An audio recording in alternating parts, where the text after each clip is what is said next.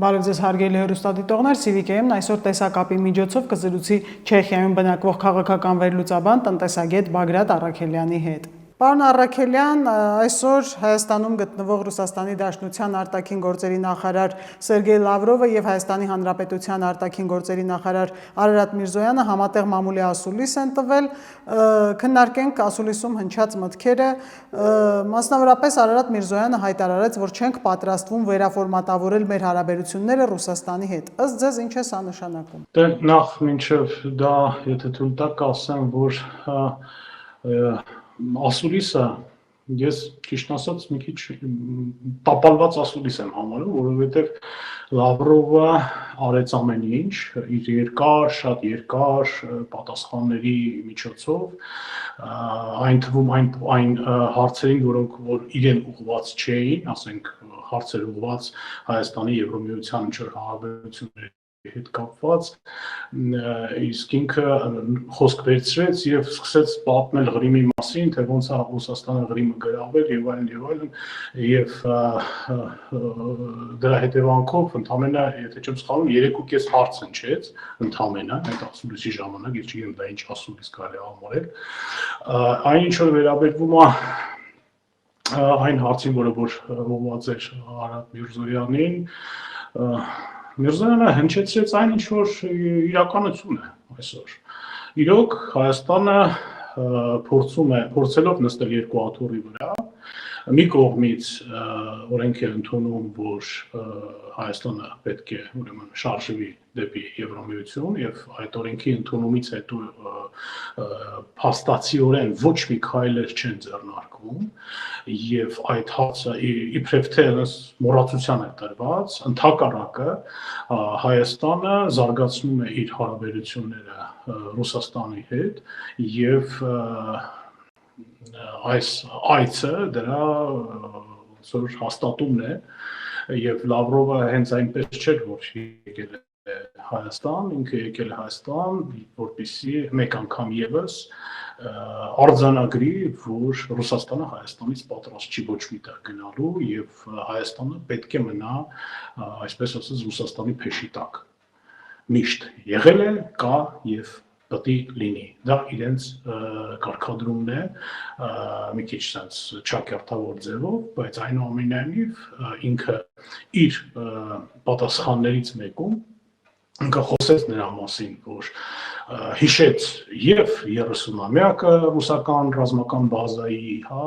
եւ հիշեց, որ Հայաստանը եկել է եւ նշել է մայիսի 9-ը Մոսկվայում եւ բազմաթիվ ուրիշ ուրեմն ինչ որ համագործակցությունները, որոնք հիմա տեղի են ունենում Հայաստանի եւ Ռուսաստանի միջեւ, դա պարզապես Արարատ Միրզոյանը արձանագրեց այն, ինչ որ ցավոք սրտի տեղի ունի այսօր մեր եւ ռուսական հարաբերությունների մեջ։ Այն բանի փոխարեն, որ Հայաստանը այսօր ակտիվորեն փորձի ինչ-որ իր տնտեսական կապերը, կախվածությունը տնտեսական Ռուսաստանից ինչ-որ ձևով դիվերսիֆիկացնի եւ ուղղությունը վերցնի, չեմ ասում մենակ դեպի Եվրոմիություն, ընդհանրապես ուրիշ երկրներ, Միացյալ Նահանգներ, Չինաստան, Պարսկաստան, Իրան, Հնդկաստան, վերջո։ Մենք մեր կախվածությունը այսօր ունենք թե ռազմական տեսակետից, մենք փորձեր ենք, փոքրիկ քայլեր ենք անում, ինչ որ գնումներ ենք անում Հնդկաստանից, Ֆրանսիայից, բայց այնուամենայնիվ այսօրվա մեր բանակը կազմված է հիմնականում ռուսական զենքով եւ Ռուսաստանը այն երկիրն է, որ բառացիորեն վերջերս ապացուցեց, որ տրամադրված չի ընդհանրապես մեզ զինելու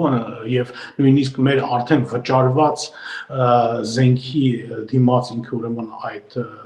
զենքը Հայաստան չի ուղարկելու եւ չի ուղարկում, ասելով որ դե մենք հիմա Ուկրաինայի հետ խնդիրներ ունենք, զենք չենք կարող մատակարարենք եւ այլն։ Ինքը խոսեց նրա մասին, որ խոսվեց այսինքն նրա մասին, որ միգուցե Հայաստանում հարց տրվեց, միգուցե Հայաստանում ինչ-որ ուկրաինական տարբերակը լինի, առավոտ ասեց, ոչ, ինչ եք ասում, Ուկրաինայում պուտչ է տեղի ունեցել, ինչ պուտչի մասին է խոսքը, երբ որ ժողովրդավարական միջոցով ընտրվել է նոր նախագահ, հի նախագահը շնորհավորել է եւ ճանաչել է այդ ընտրությունները, բայց այնուամենայնիվ Ռուսաստանը դա պուտչ է համարում եւ մի խոսքով դա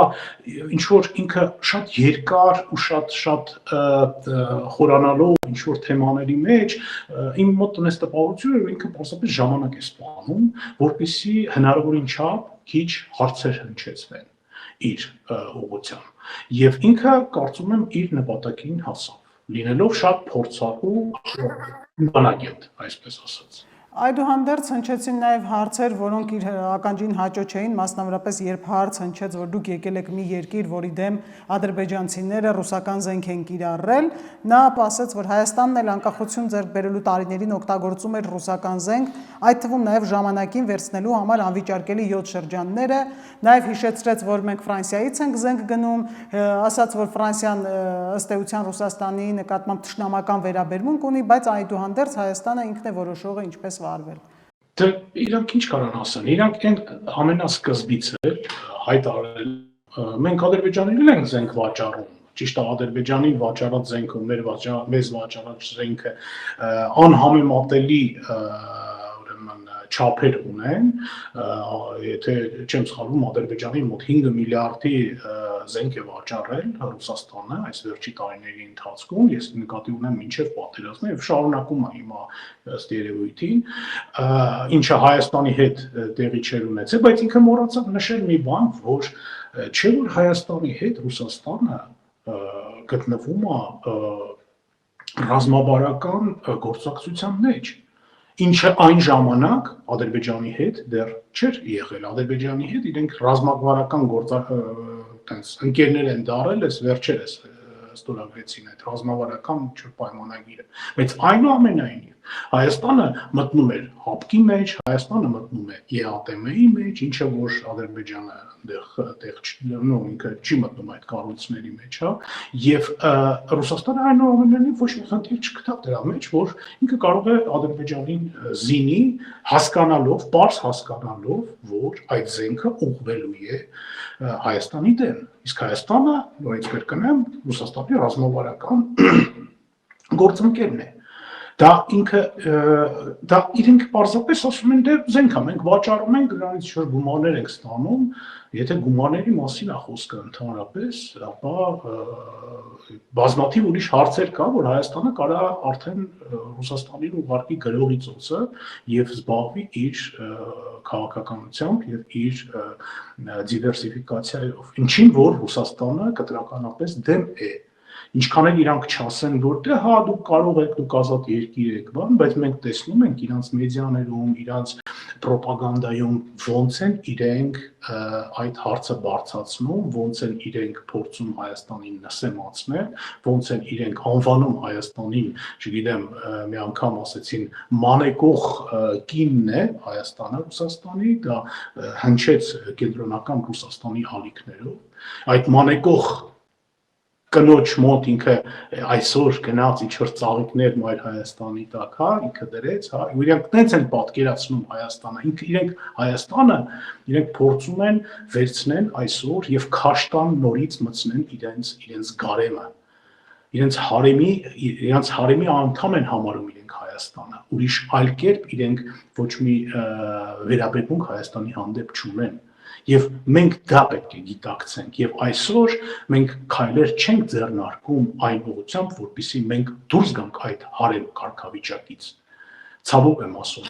Հարց հնչեց ՀԱՊԿ-ի պահվածքի մասին, որ երբ Հայաստանի դեմ ագրեսիա տեղի ունեցավ, իրենք համապատասխան ռազմավարական գործընկերոջ պես իրենց չպահեցին, եւ Լավրովը այսպես պատասխանեց, որ իրենք առաջարկում էին դիտորդական առաքելություն, սակայն Հայաստանը նախընտրեց եվրոպացի դիտորդներին, բայց ըստ էության մենք դիտորդական առաքելության համար չէինք այդ համաձայնագիրը ստորագրել, եւ նաեւ Արարատ Միրզոյանը արձագանքեց, որ հայտնագործություն չեմ անի ասելով, որ բավարարված չենք շատ կոնկրետ իրադարձություններին ՀԱՊԿ-ի արձագանքով, եւ այդ պատճառով գնացին այլ ուղղությամբ, ըստ ձեզ համարժեք էր Արարատ Միրզոյանը առհասարակ պատասխանում Լավրովին։ Նախ ասեմ, որ բնականաբար մենք դրա համար չենք մտել հապկի մեջ, որպեսզի մեզ դիտորդներ ուղարկեն այն ժամանակ, երբ որ մեր երկիրը գրավում է թշնամին։ Մեր երկիրը, որ մեր երկրի սահմանները ներխուժում է թշնամին, այն սահմանները, որոնք որ միջազգայինորեն ճանաչված սահմաններ են։ Եվ հապկը իր պարտականությունները, որը որ իր վրա ստանձնել էր այդ պայմանագրով, իրենք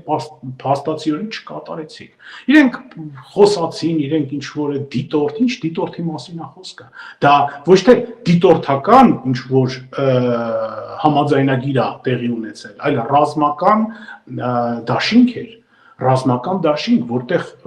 փաստաթղթերի մեջ սևով սպիտակի վրա գրած է, որ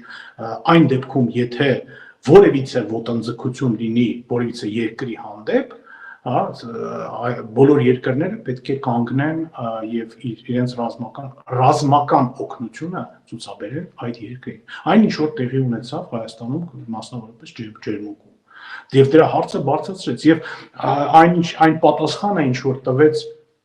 Արադ Միրզոյանը, որ մենք դրանից հետո սառեցրեցինք մեր հարաբերությունները հապկի հետ, մենք դուրը շրխկացնելով պետք է թողեինք եւ դուրս գայինք այդ կազմակերպությունից, քանի որ այդ կազմակերպությունը մեզ վնասից բացի ոչ մի օգուտ երբևիցե չի տվել։ Ինչպես որ օգուտ չի տվել, կներեք, ռուսական ռազմաբազան, որը գտնվում է Հայաստանի կենտրոնում, եւ յուրաքանչյուր պահին այդ ռազմաբազան մեզ սպառնալիք կարող է հանդիսանալ։ Լավրովը խոսեց Հայաստանի եւ Ռուսաստանի միջև տնտեսական հարաբերությունների մասին, ասաց, որ դրանք լավ վիճակում են, միևնույն ժամանակ ակնարկեց, որ այնպես չի, որ Եվրոպայում դրանք մեծ ծավալների են հասնում, այ նույնատիպ բովանդակությամբ ակնարկներ արեց նաեւ Ռոբերտ Քոչարյանը, այսինքն ակնարկ չէ, ուղիղ հարցազրույցի ժամանակ ասաց, որ Հայաստանին անհրաժեշտ է վերականգնել հարաբերությունները Ռուսաստանի հետ, Հայաստանի միակ փրկությունը Ռուսաստանն է, եւ նշեց, թե ձեզ Եվրոպայում օրինակ ովքեր են սպասում։ Լավրովը, եթե չեմ սխալվում, երկու անգամ հիշեց նախկին Հայաստանի ղեկավարությանը, ասես նոստալգիկ ինչ որ մի հատ ձևով, որ այ իրանց հետ մենք կարողանում էինք ինչ որ լեզու գտնել, այ իրանց հետ մենք կարողանում էինք մեր գործունեությունը ծավալենք ուրիշ չափերով եւ այլն, եւ բնականաբար մենք ոչ մի արձագանք Արադ Միրզոյանը դրա վրա չտվեց, փաստացիորեն չտվեց, որովհետև բոլորն են լավ հասկանում են, Ռուսաստանի ֆորպոստը Հայաստանում այսօր Ռոբերտ Քոչարյանն է։ Պուտինի գործակալը, ուղիղ գործակալը, որը որ պատրաստ է կատարել բոլոր հրահանգները, դա Ռոբերտ Քոչարյանն է, կամ որևիցե մեկը, որը որ էլի Ռոբերտ Քոչարյանի աջակցությամբ ուրիշ դիմակով ինչ որ կարող է գա, բայց այնուամենայնիվ Ռոբերտ Քոչարյանից բացի Պուտինը այսօր Հայաստանում ոչ մեկի վրա խաղադրույց չի դնելու։ Եվ իրենք դրա մասին պարզ ասում են, հիմա հիշեցնելով, որ տեսեք կային ժամանակներ, երբ որ մենք կարողանում ենք մեր հարաբերությունները ավելի լավ մակարդակով բարել։ Եվ այսօր Հայաստանի ղեկավարությունը իրենք կամ չեն գիտակցում, կամ չեն հասկանում, կամ ինչ որ մի իրավիճակ են ապրում, որը որ փաստորեն իրենք զբաղվում են իմ կարծիքով ինքնախաբեությամբ։ Այն բանի փոխարեն, որ Հայաստանը այսօր փորձի ինչ որ ձևով Հայաստանի այդ տնտեսական կախվածությունից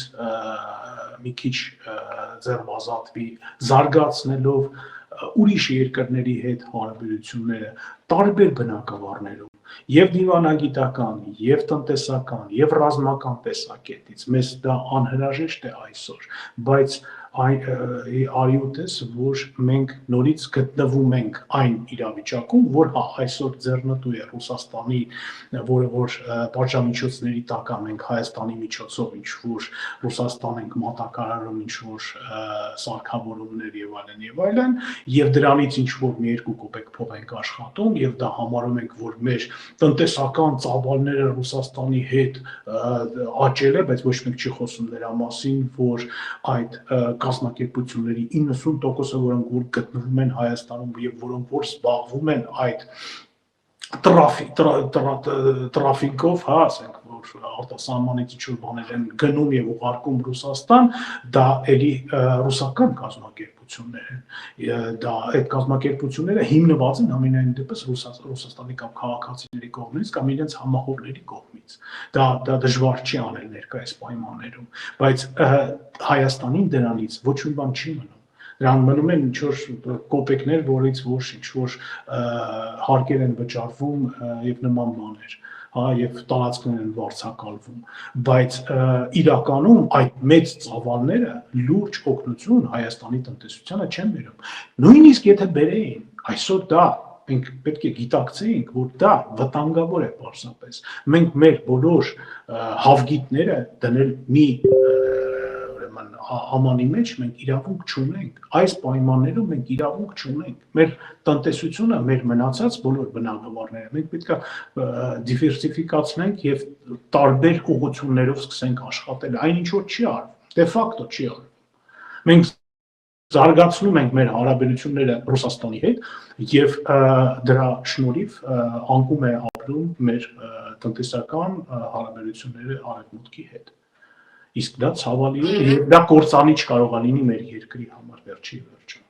Լավրովը խոսել է նաև Ղարաբաղի մասին, նշել, որ մեզ ոչ ոք չի կարող կշտամբել, քանի որ վերջին առնվազն 20 տարիների ընթացքում եւ նախագահ Պուտինը եւ նախագահ Մեդվեդևը առաջ են մղել լուծումներ, որոնք խաղաղ բանակցությունների միջոցով արդարացի մոտեցում էին ապահովում։ Նա նկատել է, որ այնինչ ստացվեց, հետևանքներ նրա, որ փողզիջումային առաջարկները մերժվել էին։ Ես խնդրեմ նաև սա մեկնաբանել։ Ռուսաստանը այդ պատերազմը Ղարաբաղյան ինքը ստեղծել է, ինքը հրահրել է եւ ինքը հասել է այն նպատակներին, որոնք որ ի սկզբանե իր առջև դրվել էին։ Այն ինչ որ հիմա խոսվում է, որ մենք առաջարկել ենք տարբեր տարբերակներ, դուք չհամաձայնվեցիք, բայց դա ընդհանրապես խոսակցություններ են։ Իրականում Ռուսաստանը իր առջև դրել էր նպատակ, որպեսզի ինքը մնա, այսպես ասած, մնա Արցախում, իր պատկերացմամբ ինքը պետք է մնար, իբրև այդ խաղաղապահ ուժերը, բայց արևոտես որ Ադրբեջանը եւ Թուրքիան արեցին ամեն ինչ, որպեսզի իրենց փասապուսաները հավաքեն եւ գնան իրենց տուն, եւ այսօր Ռուսաստանը փորձում է ինչ որ մեջբերումներ բերի այն առաջարկներից, այն ինչ որ իբր թե լուծումների հնարավորություններից, որոնք որ նախկինում եղել են։ Այդ լուծումները դա իրականում լուծումներ չէին։ Մենք լավ հիշում ենք Լավրովի պլանը, հա, մենք լավ հիշում ենք մնացած առաջարկները, որոնք որ պարզապես փակուղի էին, որոնք որ ստեղծված էին միմիայն այն բանի համար, որպեսզի